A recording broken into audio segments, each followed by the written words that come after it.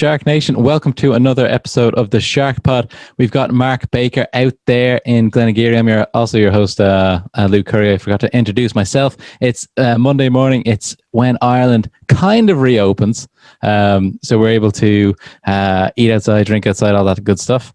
So I'm really excited about that. I'm kind of buzzing about that idea of maybe just even sitting outside, getting a bit of lunch. Mark, what do you think? Yeah, I think everybody gets really excited and counts down the days and the hours. And then when it happens, sometimes you just don't bother doing it for a week. You're probably better off because it'd be manic out there, I'd say. You know, everyone trying to just, get a drink outside. But not that they're not doing that already. But look, all positive, and we're at the end of the tunnel, I think, now. Absolutely. I can feel it. I can feel the positivity outside outside my door here today. We've got our guest, Ronan Cunningham. He's sitting out there at Dunleary. How's it going, Ronan? How's things? You well? Very, very well. Thank you so much for joining us here today. Ronan is an interesting guy. He's a entrepreneur, a serial entrepreneur. That's how we'd pitch you. But what would you say when someone says, Ronan, what do you do? What are you about? How do you do yourself? I think I call it accidental entrepreneurship. Yeah, certainly don't think. Well, I'm not sure. Was I meant to be an entrepreneur? I really don't know. I have a background in law, I really don't know how I went from law to entrepreneurship, but I did. Okay. So it's been a serious journey. It's been a lot of fun, and yeah, I'm interested to see where the next few years are going to take me. But yeah, for now, I'm an entrepreneur, I guess. Yeah. And the current business would be virtual reality gaming, zero latency. That's right. Yeah. So I actually have three businesses. The latest is Zero Latency in Sandyford, and my first kind of successful business was FootTee in Tala, and I kind of expanded that down in Navan and Meath as well. We opened an adventure centre down there, and then in 2019 we opened Zero Latency. Unbelievable. And Mark, I don't know about you, but I'm always curious about these kind of, when you look at the kind of the long-term CVs and the people that we have on, and there's a few things that kind of stick out that don't kind of add up to where they are now. And I think this one is interesting as well. So you're going into law. You're going to be a lawyer. You're going to be a solicitor or a barrister. I don't know too much about that. But where did you go to college in Ireland for that, or what's the story there? Yeah, so I went to college in NUI Galway, and I studied arts. There was a kind of a backdoor into law back then, where if you did the arts degree, you could study legal science as one of your subjects, and then you'd be able to go directly into the second year of the LLB. Cool. So I did that back in between 98 and 2002. And yeah, I started working in a few kind of different, just out of college jobs for a couple of years. And then I kind of knuckled down a little bit and said, I better do something with this law degree. Actually, it was more my dad said, you better do something with that law degree. Right. So I started working in a few firms, and I was kind of gearing up to doing my FE1s and that sort of thing. I was going down the solicitor's route, if you like. And yeah, I just kind of kept kind of stringing that out over the next couple of years, and then the crash came, and I got let go from the firm that I was working with, and I was kind of I was doing a lot of the conveyancing side of things, so that was I always kind of knew I'd be one of the first to be let go, and I was so I was kind of unemployed then actually for a while. I always thought I'd have no problem getting a job after that, but I think having law on your CV is actually more of a hindrance when you're trying to move away from it.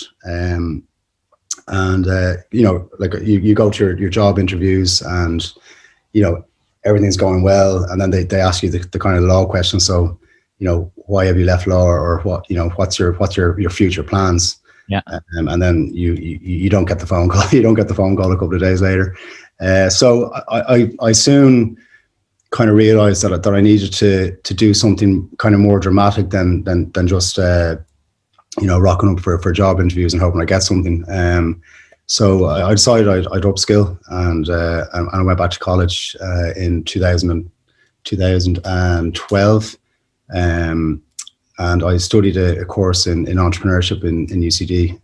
It was called the Innovation Academy, and it was a very new course. I think we were only maybe the second iteration of that course, and it was actually deadly. It was probably the best learning I've ever had in life, I guess. Wow. It was a really great blend of Dragon's Den meets The Apprentice, and there was no kind of books, there was no exams. It was all just like day to day kind of we'd come in, there'd be a new task for the day, and you literally spend the entire day doing that. And I absolutely loved the course. I guess you only really get out of what you put into something.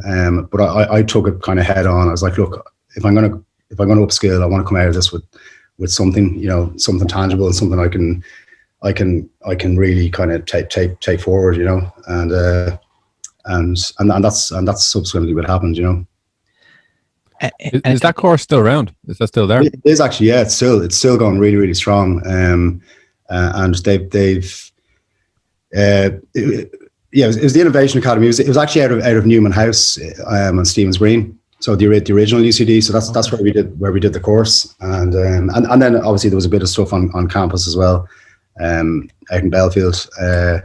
But yeah, I think that course is still going really strong, and they've expanded into innovative kind of teaching methods, and it's run by a really interesting lady called Susie Jarvis, who's she'd be really well known in the kind of entrepreneurial innovation kind of scene, and she was a big inspiration on the course, actually, particularly at the start of the course. So and for people going into that, Ron, what are they looking to? For people going into that, doing that course, what are they looking to actually come out of that to have at the end of it?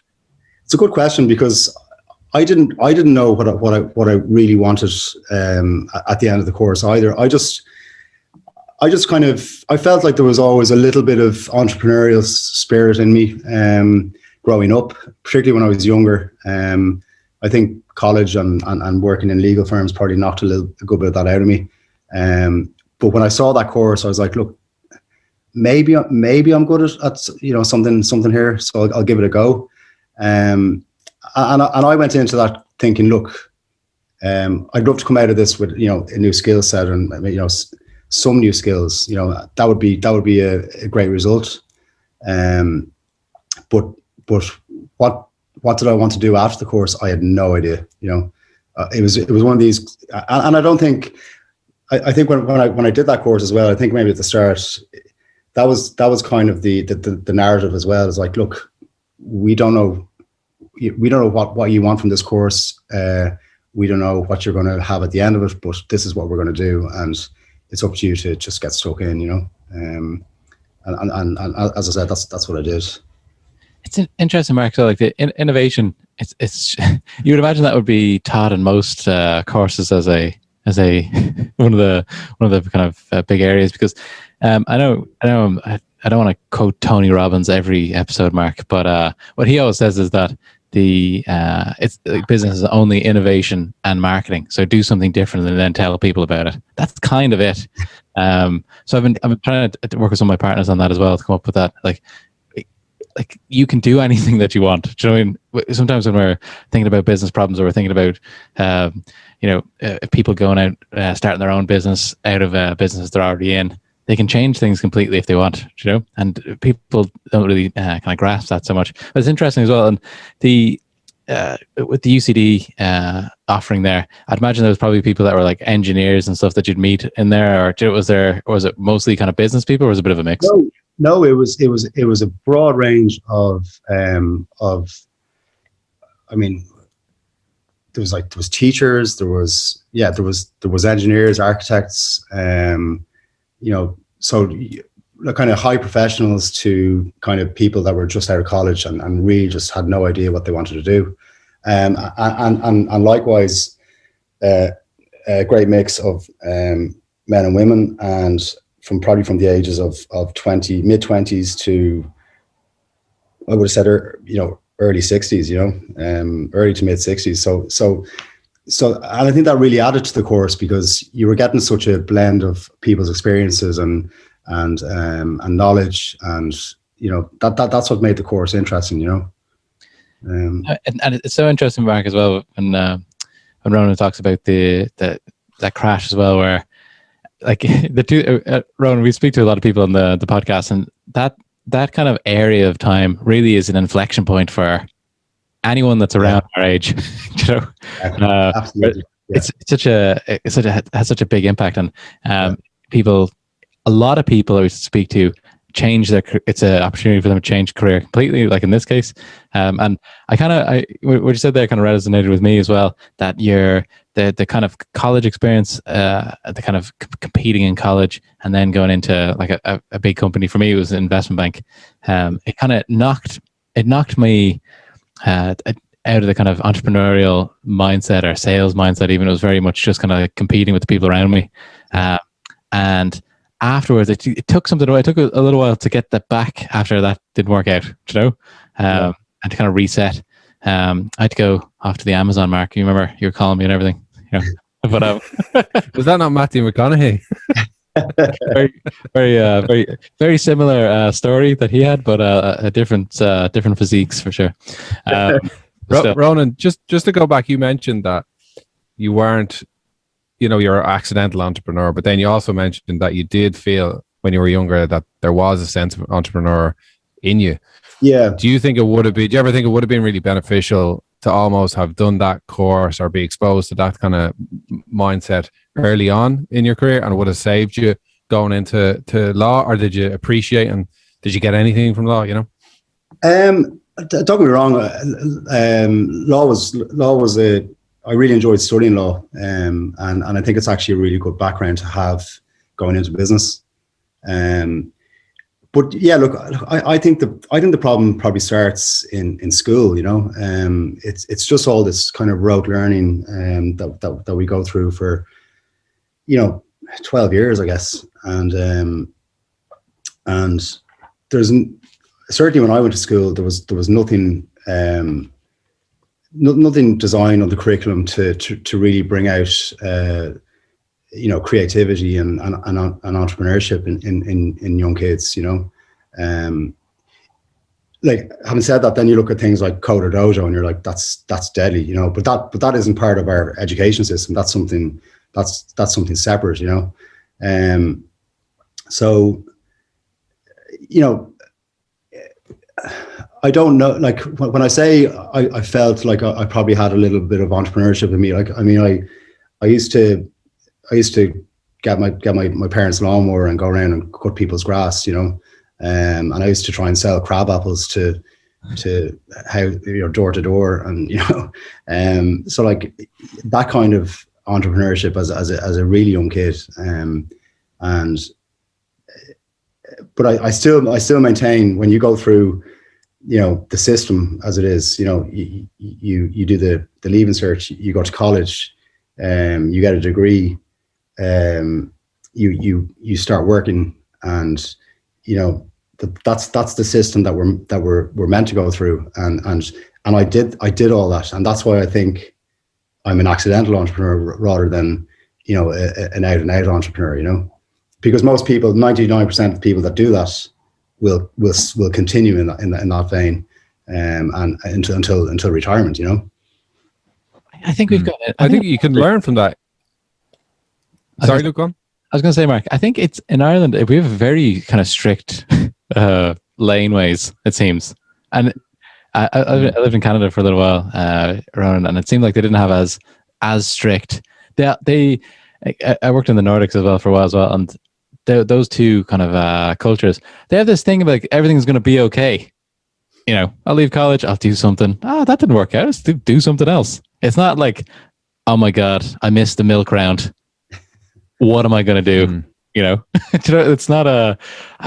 Maybe that's because it might seem like there's a bit of scarcity of opportunities in Ireland because we're small, maybe. Maybe it's not like that right now, but maybe in countries like Canada, like there's just an abundance.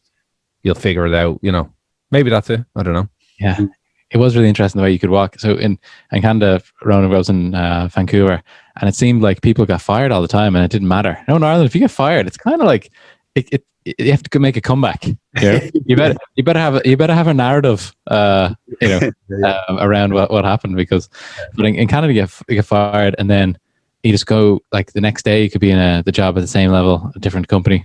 It's so dynamic. Like, I've never experienced it, so I can't comment. But it is over here. It's certainly, if something like that happens, you brush it under the carpet fairly quickly and hope no one heard or saw. Exactly. But even becoming an entrepreneur, like, you have to almost burn the ships of being an employee, and it's almost like you're almost unemployable sometimes. It might feel like, I know I feel like that. Yeah, I don't know if that's like that in other countries. I feel ultimately like the most unemployable person in the world, right now. If my companies went bust, I don't know where I would start. I don't know who would take me on. They'd be mad to take me on anyway. But I think that's a really interesting point. I kind of feel that way.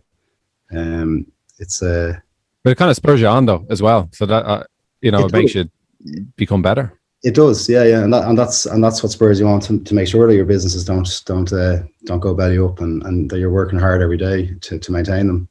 And I think Mark wanted to tell us in his first office. Mark wanted to put up a painting of Hernan Cortez, conquistador, who burnt the boats when he was. I don't know if he was going after the Incas or the Aztecs or some. I almost got that. Yeah, I was looking for it online. That's the mindset that him and his friends are going to have when they're starting this business. It's burning the ships. There is no going back. I like it. It's a good mindset. So Ronan, tell us about the first step down into entrepreneurship. Which company was that? I set up directly out of the course, actually. They were really kind of pushing us towards coming up with kind of creative ideas and innovative ideas. And I'll always remember day one of the course. There was 24 of us, and we each kind of we were given a seat, and there was a little bag of Lego on everyone's table. I'd say there was probably maybe 9 or 10 pieces of Lego in each bag. They're all brand new little packets of yellow Lego, and there was I think maybe 9 pieces of yellow Lego, 1 piece of red Lego, and then there was 1 piece of Lego that had an eye on it. And the facilitator asked us to build a Lego duck, and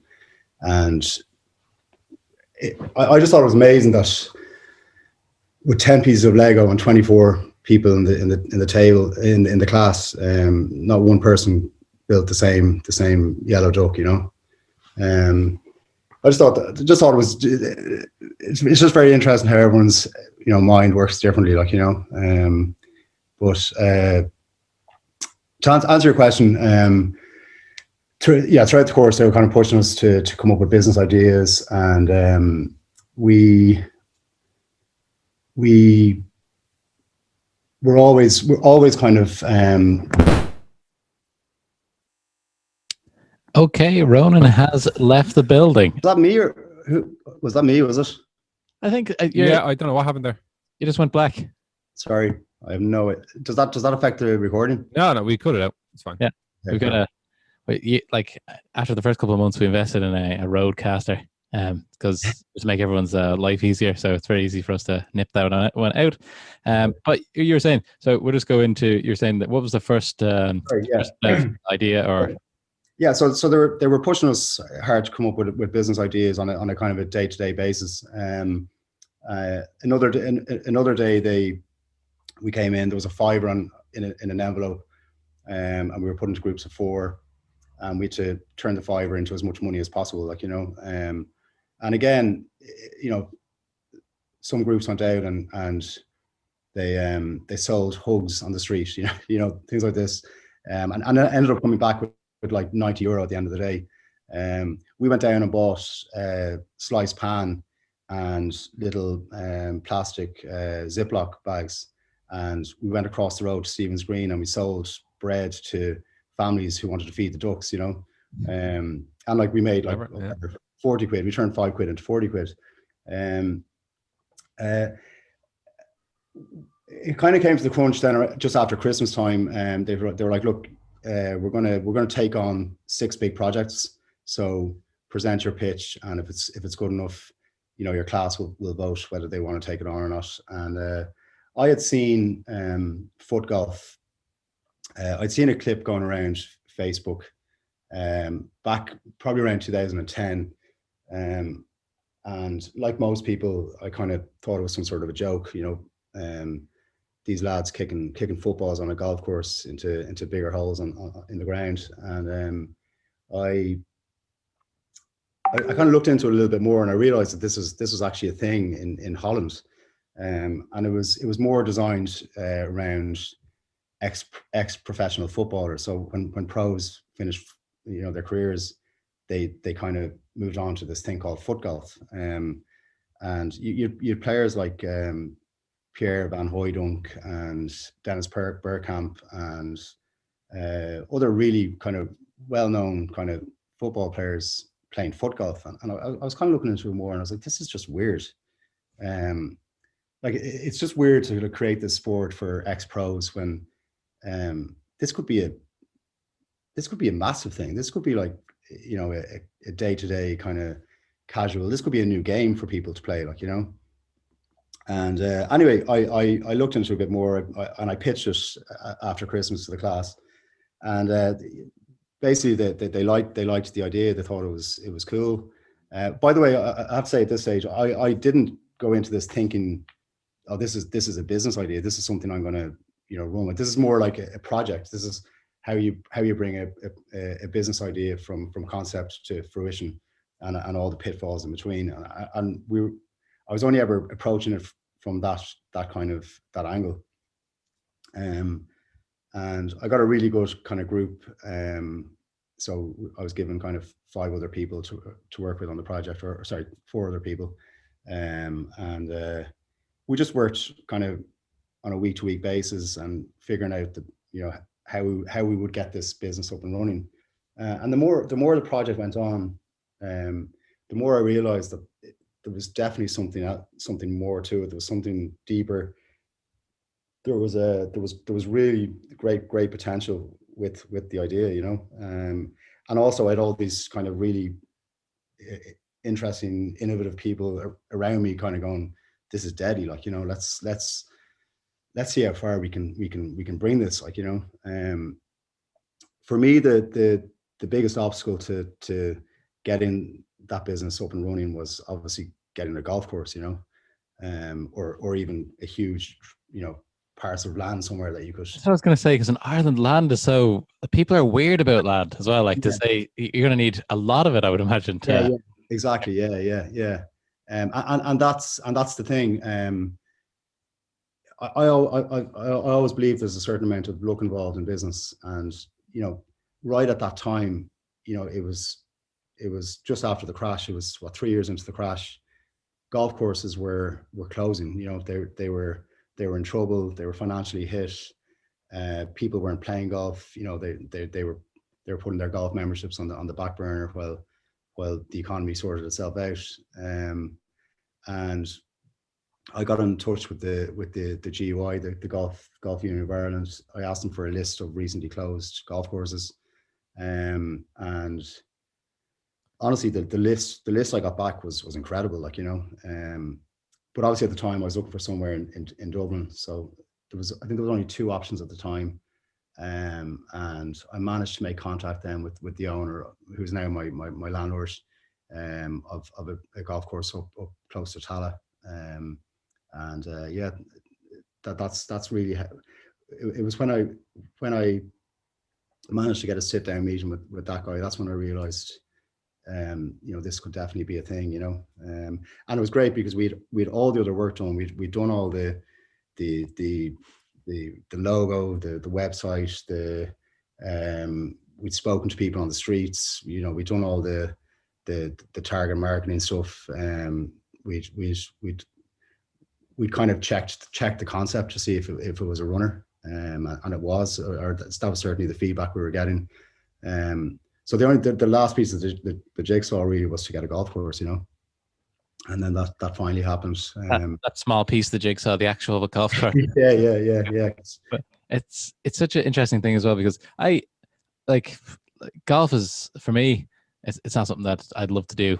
I've played it a few times. The frustration is very very real for me there, and all my friends have got better than me now, so I can't play with them. But the idea of kicking a ball like in a golf course setting seems like way more fun to me. Mark, what do you think? Like, I've played FootTee numerous times. It's great fun. I was probably there. I was probably early on. We started going up. Would have been probably around maybe the year that you started it. Even now that I think about it, it's not as easy as you think. Yeah. Like, you think if you're a decent footballer, you'll be quite competitive, but it can go it's like putting, the putting bit can go very wrong. Yeah. It's different, which makes it even better because it's not that easy. And the best footballers tend to win. I know that maybe they don't, not the fittest. Maybe that kind of the person that sits in midfield and can ping the ball around, that kind of maybe a bit of a heavier person, they tend to win.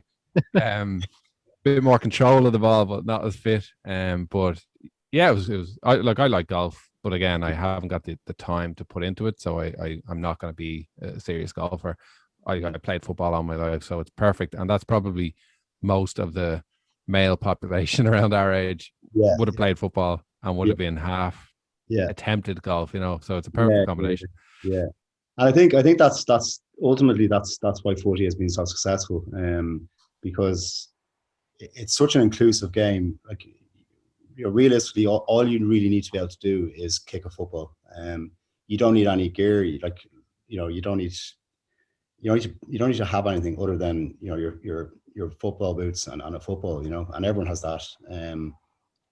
And like you say, everyone thinks that they can ping a ball really well, and they all like to believe they can, and the majority of people can. But it's when you get around the green and the hole, and you just have to do a simple thing like tapping the ball into a big hole in the green, that they realize that the game is actually quite difficult. And again, that's what keeps people coming back. They ping a great shot, or they sink a 30-foot putt, and that's enough to keep them coming back again. It's so competitive up there with our regulars. I'd say there's more money won and lost out there than Vegas. with the tenors and 20s here and there, but the casual nature of it is the difference between that and golf. Like, one of the differences, you don't have to have all the gear. You don't. It's not overly formal. It takes 90 minutes. The barriers to entry are lower. Yeah, exactly. The barriers. Yeah. I was gonna say you can have a few drinks walking around. I don't know if you can, but people, I'm sure, tend to. Yeah, well, look, we don't for stags and stuff. We don't check people's bags when they're going on the course, but put it that way.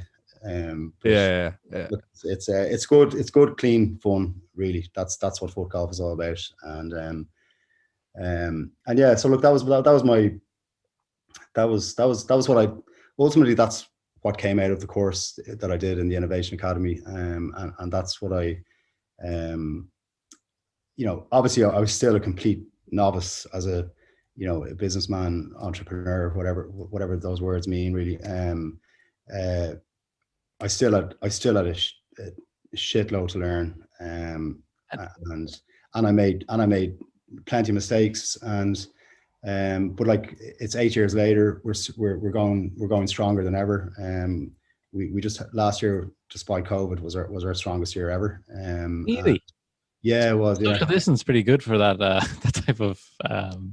type of business, anyways. And like, it's outside, there's plenty of room, all that good stuff. Yeah, but there was just pent up demand after lockdown 1 And we were one of the first businesses to open with the golf courses. So we were just flooded. It was amazing. It was just brilliant to see. It was great to see everyone getting back out again and just living a little after the first couple of months of COVID. So and we've really built on that. We kind of used last year as an opportunity to just almost relaunch the business and start again. And we put a lot of money into the course and the clubhouse there and that sort of thing. So and we continue to do so. And this year already looks like it might even be a bigger year than last year. So unreal. And we're only 6 weeks back open. So. And when you started this, just like the guy that you convinced to kind of transform the golf course or the closed down golf course into this, did he give you a little bit of a hand, say, oh, this is how you run a golf club? Or was it just just kind of a landlord thing? Or are you kind of figuring out, you go get the keys to the clubhouse and you're like, okay, I'll put a drinks machine over there. Or what's did he give you any help? It's funny. It's a good question, and it's funny you bring it up because he didn't give me any help really at all. He actually only initially agreed to a 3-month kind of let's see how this goes kind of thing. Yeah. And I was quite happy. I was more than happy with that because I'll never forget the day I signed the contract and I was at the lease with him and I was just standing out in the middle of this 50-acre golf course, looking around going, what the fuck have I just done here? How am I going to, how do you cut this grass? Like, what?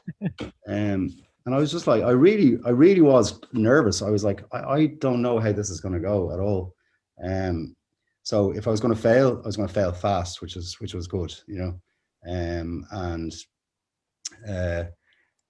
thankfully we put together this really kind of slick video for the launch, and it went viral kind of overnight. I think I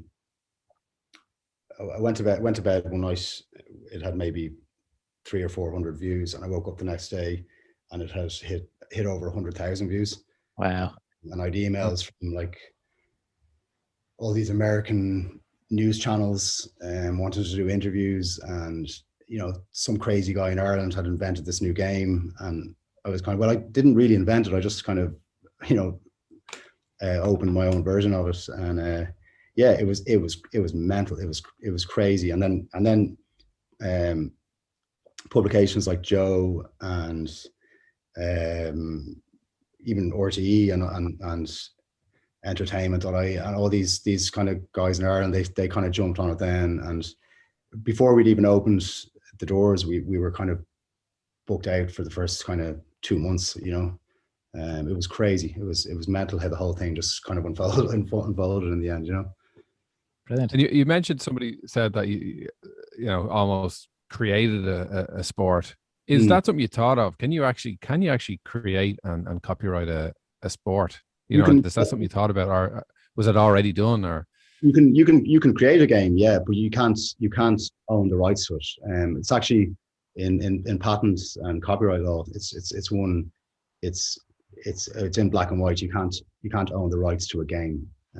So when you said the expansion, did you go quite quickly? Did you open more after that? Was that so sorry, my plan was to do that, and I had these great dreams to develop the FootTee brand, in as many counties as I could. And I think my biggest downfall as a new entrepreneur was that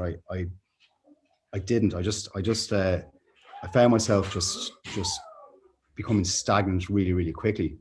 I became obsessed with what I created and how successful it was. And I kind of wanted to be there all the time, and I wanted to kind of get to know my customers, and I wanted to, it was in hindsight, it was my biggest error, because 6 months later, I was friends of mine were pinging me these links of like, oh, there's a new course opening in Cork, and there's a new course opening in Waterford and Kilkenny and Galway. And I was like, this was supposed to be me, So yeah, that's my biggest regret, is that I didn't move quickly enough. I think I was too scared as well. You know, I was too kind of anxious that if I took my eye off the ball in Tala, that, you know, the whole thing might collapse. You know, everything was so new to me. You know, like it was the first time that I'd ever had, like, you know, real money as well. Like, you know, I was earning really good money, and I was earning it all myself, and, you know, that kind of thing. You know. And you have to make a big gamble to go to all these places and open. Yeah. I felt like at the time that it would be a big gamble, you know, but in hindsight, it was the easiest thing to do, you know. It would have been, as in. Did you ever consider like franchising it out, you know, or giving someone the rights to use the brand and stuff like that? You see that, and that was the other thing, because I didn't own anything. All I really owned was a good name. I always thought FootTee was a good brand. But that's all I owned, and people, you know, caught onto that pretty quickly, and, you know, they were just like, well, you know, there were loads of people getting in touch going, how do I franchise this? Can I bring this to, you know, can I bring this to Belgium? Can I bring it to the States? Can I bring it to Australia? And I was like, you know, yeah, absolutely, let's talk. You know, not having a clue what the next line out of my mouth is going to be, or B, knowing full well that they could just do this. You know, all they had to do was like get their bit of land and dig a few holes, and you know, like, it's amazing when I think back, you know, how much we bootstrapped this business. Like, you know, we opened this business for less than €2,000, you know, and we literally begged, borrowed, and stole flags, pins, footballs. You know, the only real cost was like you know, getting scorecards printed and buying a few footballs and that sort of thing. Like, you know, it was a real, as an entry level business, it just cost absolutely nothing to get going, you know. And when it came to marketing and stuff, like, was it literally, if you build it, they'll come type of thing? You built it and people just came, or even now, like, how do you market it? Sorry, I hate saying that, because you know, there's a lot more to it, but like, it literally was one of them moments in business where we launched a video and people were just like, kicking a football on a golf course, yes please. And it just snowballed, and it like, the first 2 years of business was just, it was a complete upward curve, and then it plateaued, obviously, and then it actually dipped quite dramatically for the kind of the middle couple of years of the business. It was kind of more to do with the fact that I think we had one or two really bad summers in a row, weather-wise, and these foot golf courses were popping up all over the place. You know, there was lads opening foot golf courses in a field out the back of their house. You know, and obviously that kind of diluted what we were doing a little bit. Don't get me wrong, we were still busy, but we were nowhere near the levels that we saw back in 2013 and 14. Sorry. That was going for, like I said, since 2013 or so. Yeah. And at what stage do you say, I want to pivot into a different type of entertainment? I know that the company now, Zero Latency, up in Sandyford and Dublin, virtual reality. Like, when did you think that this is something that you want to get involved in, and how did that come about? Again, I didn't. In fact, I'd never even put a VR headset on my head. I got married in 2016, and we honeymooned in Japan. And it was one of these things we just came across by accident. And I was always kind of like, oh, VR, cool. Yeah, let's go. I've always wanted to try VR. Let's go in and see what this is all about. But we didn't realize that we were kind of going into the creme de la creme of VR at the time. And you know, myself and my wife just kind of came out of that experience kind of going, what the jays, what was that? That was like nothing I had ever experienced in my life, you know. And for people who don't know what that is, Ronan, how would you describe it? It's free roam virtual reality. The best way I could describe it is it's like being part of a game now, as opposed to playing a game. You know, your body is the controller. Everything that you do in that space is how the game reacts. It's a room about the size of a tennis court. It's indoor, obviously, like a warehouse, and up to 8 people can roam freely through different maps, through different games. Full communication. You know, you're carrying a weapon. You've got a backpack, which holds the computer, driving the game. It's kind of I think it's technology at its greatest when you know, or certainly virtual reality at its best. Most people would be used to, you know, sitting in their sitting room or their bedroom with a VR headset on, and you know, playing kind of, you know, standalone kind of individual games, whereas this is like this is social gaming. It's kind of the future of what I think is the future of gaming. Now, yeah, what we tried in Japan in 2017 was, you know, high tech, high graphics. You know, when I look back on it now, it wasn't, you know, it wasn't obviously like the technology and the you know, the technology has improved so much in those last few years that what you'll be able to do in the next 2 or 3 years will be even just more mind blowing, you know, and it's great to be part of that kind of process. It's a franchise that was started in Australia, I think in 2000, and around the same time as FootTee, actually around 2013, and they now have 55 venues worldwide, and it's really growing. It's really about, you know, again, I really think it's about to take off. We launched it in 2019 after kind of a successful franchise application with zero latency, and we got significant investment behind the company here, and you know, again, we're on a kind of an expansion at the moment. We're looking at expanding quite aggressively as well. Obviously, COVID was great for FootTee. COVID was a disaster for zero latency. You know, it really was. But again, I think we'll come back.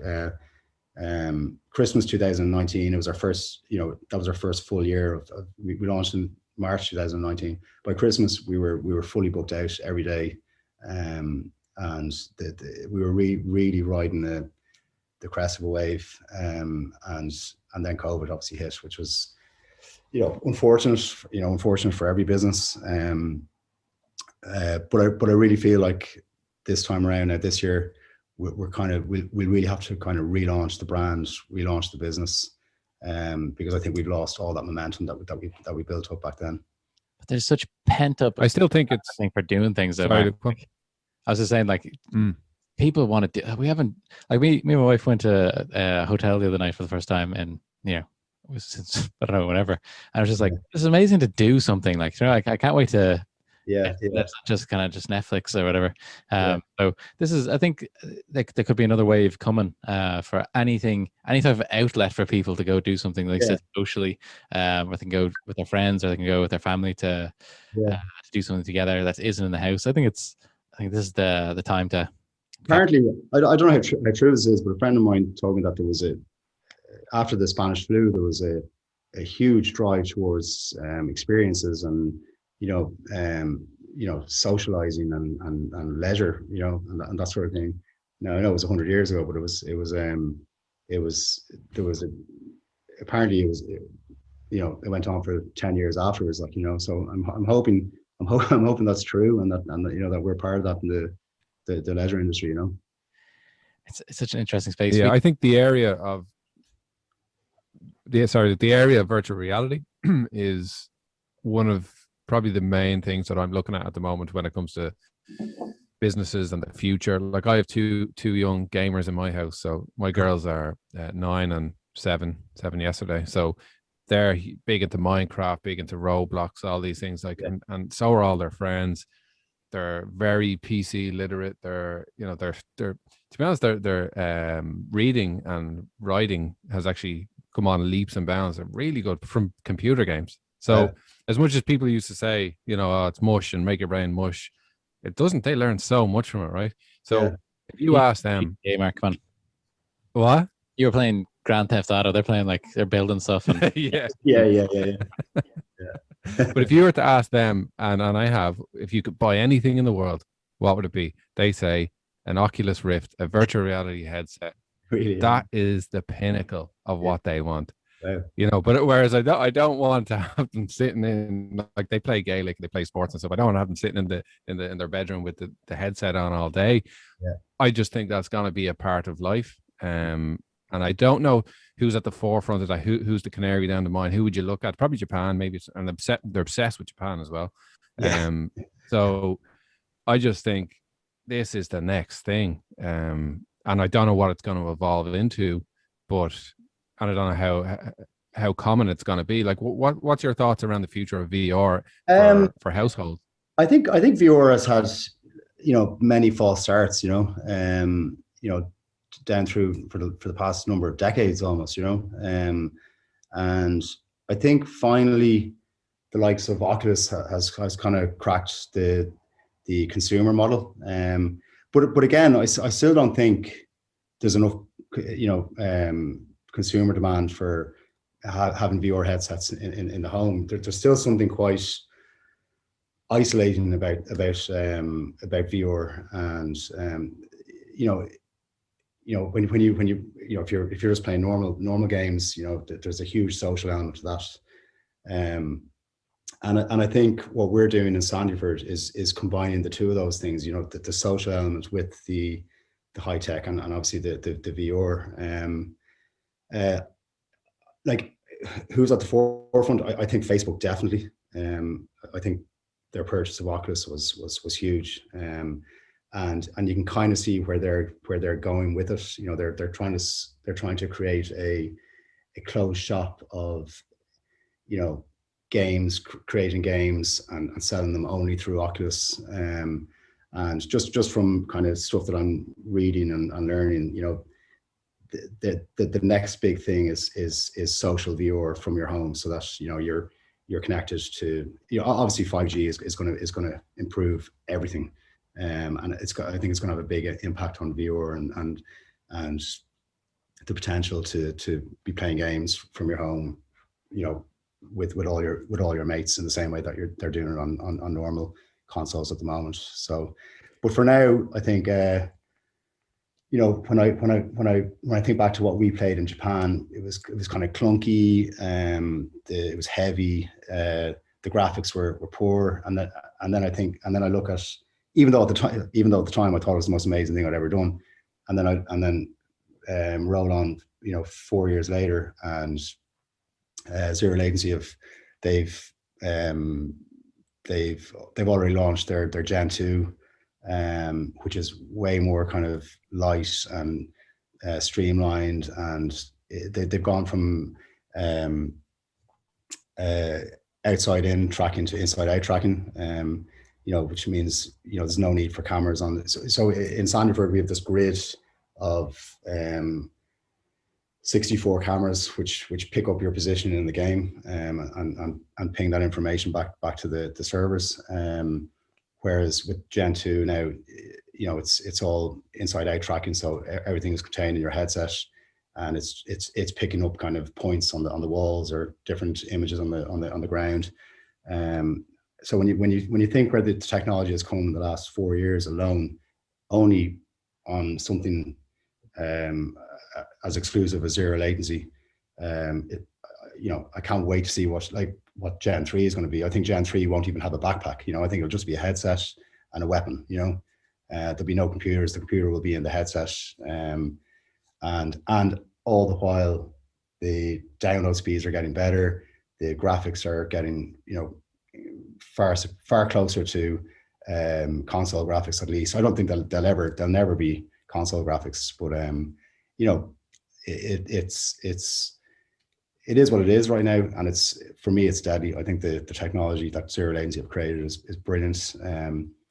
It's technology. We still have ups and downs. We still have to iron out problems and Wi-Fi problems and that sort of thing. But I can only see this whole space getting just incredibly brilliant. Yeah, I can see it being so it's obvious it's going to be so big. If you look at one of the biggest sectors in general for business, it's gaming, right? So they're having filling stadiums, like yeah, like 100,000 people, mad numbers in a stadium watching gamers play I assume it's on a big screen. I don't, but I assume there's going to come a point where you're going to have competitions of teams of VR in VR games that will compete against each other, physically, and it's going to merge the physicality of actually moving around, which is great, which kind of defeats the whole thing of, oh, you're just going to be sitting in your bedroom.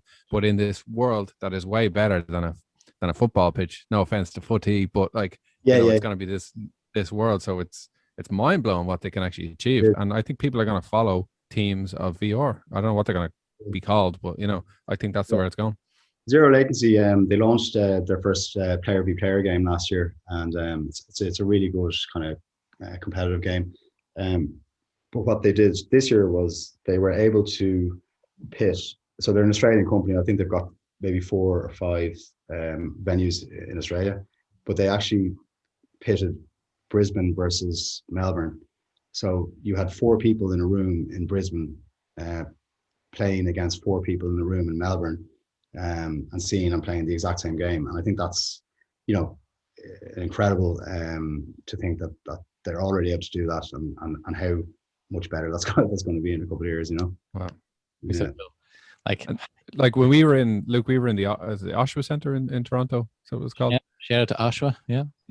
we were there a couple of years ago with kids, and there was I don't know if it was a pop-up shop, but it was a shop anyway, just like in any shopping centre you could have in Dundrum, and it was just pods of VR sections, and the kids went in and they couldn't believe their luck, and they tried them on, and there was wires dangling from it, and we could see what they're doing on the screen, and they were just working as a chef, working in a shop, real simple stuff. But my God, we had to go back, and you asked them what was the best thing about the holiday. We went to Niagara Falls, we went to Canada's Wonderland. It was that. I just thought, like, is there an appetite for that in Dundrum? Do you think we're behind, in Ireland? Well, I think, well, first of all, I can understand where your daughters are coming from, because VR is so immersive. It just plays on the senses, like in a way that we've never experienced before, and that's what's so good about virtual reality. As for pop-up kind of VR pods and that sort of thing, I mean, they exist. There's a few of them around Dublin already.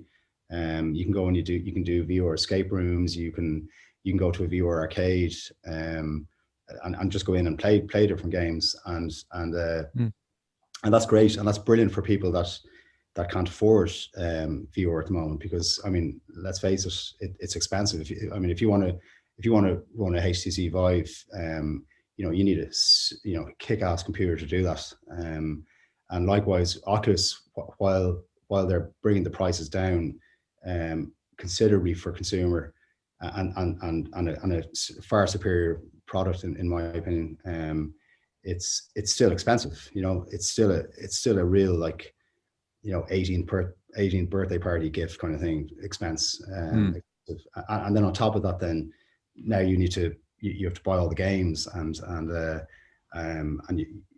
it adds up. It's an expensive kind of pursuit for kids, or for parents who'll be paying for their kids. So in that regard, I think the VR places that you can go and just experience VR, they're great. In many respects, I see Zero Latency as something, more than just virtual reality. I pitch it, and our marketing team, we pitch it as an experience. It's not like come try VR. It's come try one of the best experiences in Dublin, without ever having to really mention virtual reality. Because I think as soon as you mention virtual reality, people are like, I tried that before, and don't people get sick from doing that? And isn't it really clunky? And aren't the graphics really shit? People have these negative connotations around VR because of, as I said, the different variations of virtual reality down through the last kind of 20, 30 years, whereas if you want to come and try the best experience in Dublin, that piques their interest straight away. And then you throw in zombies into the mix and gaming, and then before you've even got to the virtual reality part at the bottom, people are like, I'm in, let's go, let's pay. Met zombie. Like it. They're Yeah. probably people that are flying still been looking for experiences, because you're always looking when you go into a new city, you're always looking to do something interesting there. This could be something to do, if they're here for a few days or whatever. Yeah. And who are your typical customers? Like, how many people, say if somebody wanted to go, our listeners, whatever, how many people would you need? You only need two, and you can have up to 8 people in the arena. Right now we have a lot of kids birthday parties, where we take, maybe 12, 14, 16 kids, and so 8 will play it at a different time, because we've only got one arena, so they'd be playing kind of back-to-back sessions for larger groups. But we have other like kind of party rooms and games rooms. Like, we have all that standalone VR stuff as well ourselves. We've got the VR cave, which is just like, all the other VR stuff. Like, you want to be a chef? Yeah, put this on. So we've got all that stuff going on there as well. So we've something for everyone. We in 2019, over just under 65% of our business was corporate. So, we had all the, HubSpot, Luke, were a huge, they were sending a group every week, I'd say, easily. Nice. So we were getting all the tech companies. That's kind of why we pitched around Sandyford as well as a location, because we could get that kind of large warehouse space, but B, we're in a kind of a mini tech hub outside of the main city. So corporates, young professionals, but then also on the other end, kids parties. We are out the door with kids parties, or we certainly were, and we can see that coming back now. Unfortunately, we can only take kids from the age of 10 upwards for insurance reasons. But my 9-year-old will be happy to hear that now for our next one. Look, we let the odd 9-year-old through. We don't ask for people's passports or driver's license when they're coming in. But actually, one parent said to me recently, she brought her kid for his 15th birthday party, and she said it was his first birthday party since he was 11.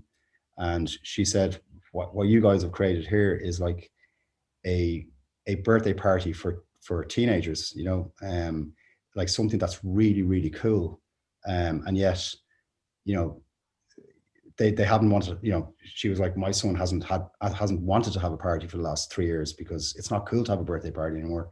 Whereas I think what you've done here is make birthday parties cool again for 15, 16, 17-year-olds, and then we also have the big 18th birthdays, the 21st, stags, hens, and corporates, and schools as well. We were just starting to get good traction with transition years, because we put on a kind of we have a good educational aspect as well for transition year students, where we teach them about the technology behind VR, and then they play a game, and then they play in our VR cave, and it's just a really good kind of day out for transition years. So it seems like it's a great, so a Mark's question there, it seems like it's a great one that you're hitting so many different demographics there that appeals to different people for different reasons. Like you're saying, it's the birthday parties, it might be the corporate guys for team building, all that type of stuff. Like there's all different areas you're hitting there. So I think it's a really interesting business, and it's been a really interesting story as well, coming from a place where, your first career didn't go maybe as planned, or, it wasn't going to work out. So you pivoted in a big way. Then there was this really interesting kind of journey part where you go through that innovation part that leads to this kind of entertainment business. I know this isn't exactly the same as the VR and the football golf, but it's entertainment. It's getting people out doing things, which is great. So I think people will take a lot from that. We do have one more question here on the SharkPod that we ask all the guys that come on. Would you prefer a t-shirt or a mug? Depends. It depends on how my dad bod is at the time. But I would always go for the t-shirt, I think. Okay, we're going to get that t-shirt out to you, Ronan. No problem at all. I mean, might see you down there splashing around in a sea point there at some stage. All right, but thanks very much for coming on the SharkPod today, and we'll talk to you very soon. Brilliant. Thanks, guys. Thanks, Ronan. and we are out.